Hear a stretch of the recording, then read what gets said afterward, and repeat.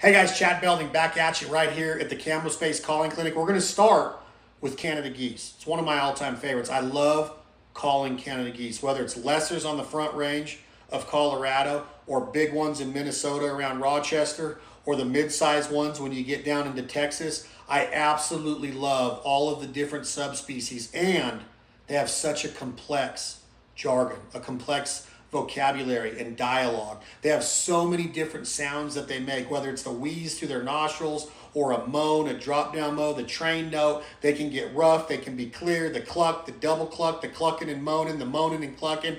It can be so complex, and it comes down to timing, volume, pitch, tone, authenticity, and the passion that you speak to those geese with when they hear you. They're going to either believe in you or they're not going to believe in you. And the competition down the street might be as good as you. They might be better. They might not be as good as you. But you have to practice to become the most proficient Canada goose caller that you could become. Back in the day, it was all fluke calling. And a lot of the Canada goose hunters now, they depend on what we call a short reed style call. At Jargon, we build 2 short reed style Canada goose calls. Right here, we have the Wrecking Ball, which I consider the best Canada goose call ever built and designed. And I also love the Crazy Train by Jargon. It's more for those big honkers, those 9, 10, 12 pounders.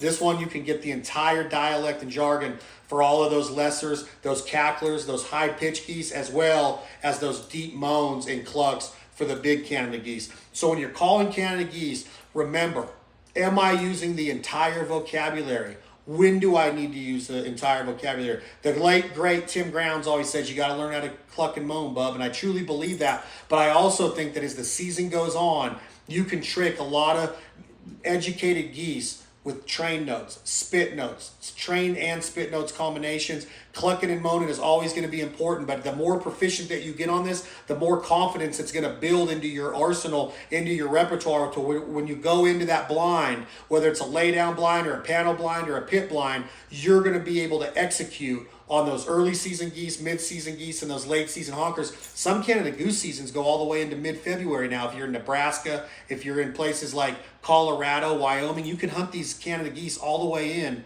to mid-February. So you know they're going to be educated, because a lot of that's going to have the reverse migration happening to where they've already been all the way down the flyway and now they're headed back up to the breeding grounds, and you're trying to cut them off again. So let's stay tuned for more Canada goose calling instruction right here at the Camo Space Calling Clinic. We're going to start next lesson is going to be right here with the Wrecking Ball. I'm just going to teach you guys the grip and how to hold the call. Chad Belding, the Fowl Life Television and Bandit Brands, welcome to the Camo Space Calling Clinic.